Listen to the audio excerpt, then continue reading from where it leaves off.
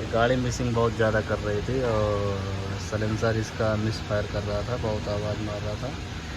इसका बोला ये इस पार पलक चेक किया तो ये देख, ये B2 हेड का है, ये चारों B1 का। इधर का काम कर रहा है, इधर का बिल्कुल नहीं किया है ये पलक।